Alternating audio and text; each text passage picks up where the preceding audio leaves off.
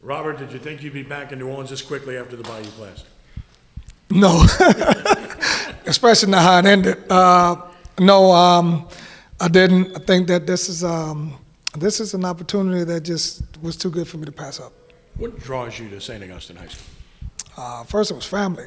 First, it was immediate family, and second is this is probably one of the best jobs in the state of Louisiana, and it's right in my backyard. And I get to come home and get to have Sunday brunch with mom and dad, and still take my grandson to breakfast with grandpa, or whatever they call it. But no, this is right now where we are and where St. Aug is, and with this district. Ain't it fun? I mean, it probably don't get no tougher than this.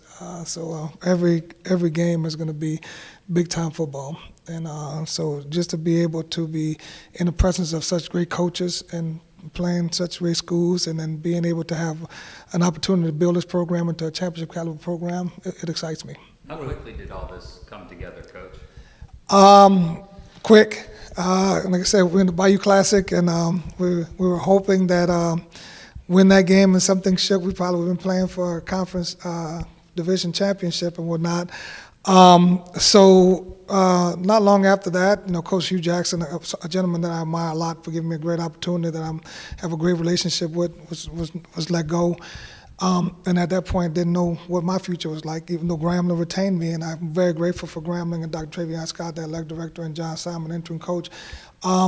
It was tough because I still had a job there, but I think this situation came about, and there was a couple other places that were possible opportunities, but ultimately this was the place that I felt more comfortable with. Being back at the Prep Classic, I saw you there on the sideline for St. James. Did that sort of reaffirm the decision to jump back in? It did. It actually affirmed it the week before when I went to see St. James play at Sterlington, and really just missed the high school element of it. The college element is great. It's phenomenal. But it's calling me. The head coach itch never left. And to be able to come at such a great opportunity like this, it was too good to pass up. It was phenomenal. Your perception of St. Augustine's, Perry Walker, you're growing up here, you're watching, you see what this school's all about, just going back to your adolescent days, your perception of St. Augustine. Well, I'm my eldest boy, and we always, St. Aug was always one of those schools like, ooh, and like St. Aug is like, so we always, had a look about it, and this is this is probably one of the most respected places in the state of Louisiana. Whenever you have an opportunity to come into a place and under the administration of the Josephites and the administration of St. Aug, and the tradition, the people who've walked this hallway, the great players and the great coaches, just to be a part of it and just to be able to come in here and put my stamp on and hopefully turn this into a legacy piece is rewarding.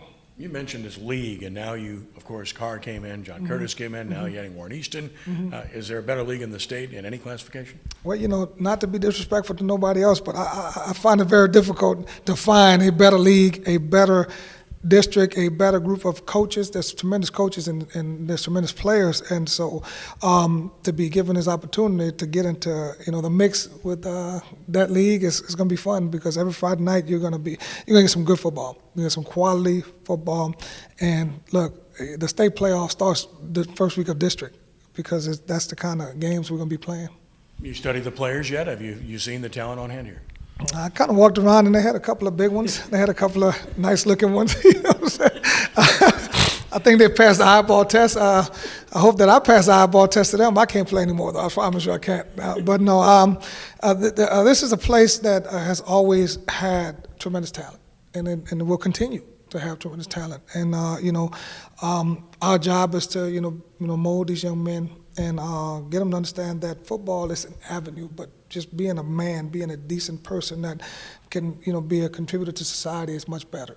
And so that's one of our focus. If we do the little things right, we're going to win. We just have to continue to build those little things right, and to have discipline, be able to have tenacious effort in everything that we do, attention to details, and then love each other and fight for each other, and then we're going to be fine. More NFL players than anybody in this state from this school. Right. And then you're going to hear 1979 all over again and over again and over again. I kind of remember. But you embrace that, right? I do. You're ready to accept that challenge. I am. Like I said, down the river we had to embrace that as well. So no, look, I think that it's hard enough to win a football game. you know, and then to win a playoff game is hard, but to win a state championship, all the pieces have to be in place. And, you know, having lost one, having won one, having been to 5 straight semifinals, you know, getting to week 15 is a pretty tough challenge. But I think that it starts with building blocks. And once you got to get, you know, Mount Everest was a pebble of sand at one point, but we got to move it a little faster.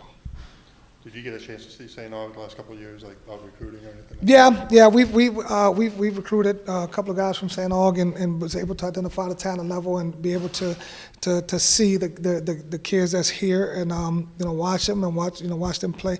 New Orleans is a place that has so much talent. It's so much talent here in New Orleans that, you know, it's almost enough for everybody to cook a good pot of gumbo here, you know, and that's what we're going to try to do, try to make our own spin on ours. Any relationship with coaches in the Catholic League that you have, or connections? Other than admiration, no. You know, I mean, you know, you have guys in this league that, you know, you got J.T. Curtis, who's probably arguably one of the best coaches in the country. You know what I'm saying? You got to line up with his team, so you got to line up with all other guys, and, you know, not to be disrespectful to other guys and all that. You got Bryce Brown and the success that he's had. So there's some tremendous coaches, and just to be, you know, able to be in the same room with those guys and be able to, you know, poke our chest out a little bit and hold our chin up and let them know that, hey, you know, we're coming, we're going to be here. What about facilities? I mean, is that something that you hope will, you know, improve or down the road here? The gym, of course, is coming, but with locker room and so forth. There's a commitment here. There's a commitment of excellence, and I think that was very, very well presented, you know, in the talkings and all that. And those things are coming. I think that those things are needed. But I think that when you're really rebuilding a program and you're trying to really, you know, get an identity, then you just get out the mud a little bit. You know, we got to get a little dirtier. You got to get back to playing outside and scuffing things up a little bit. And when those nice gifts and toys come, we'll be ready. But I think that right now we just got to lay the foundation, and our foundation's got to be a gritty, you know, tenacious effort, discipline. All those things got to become in place. The facilities and all that, they're nice and they help. But your true identity to compete, not only in this league but in Louisiana, you have to come with it. And what year will this be for you coaching, Coach? I think I stopped counting. I think it may be 26, 27, I think. I haven't hit the 50 mark. I will in March, you know what I'm saying? At that point, I hit the 50 mark, but I've enjoyed it. I tell you, I tell people all the time, I don't feel like I've really worked for a living because I do what I love. And I love being around kids. I love serving. I love competing. I love, you know, being able to allow football to use it as an avenue for manhood. And so for me, it's just, don't feel like I work hard, you know.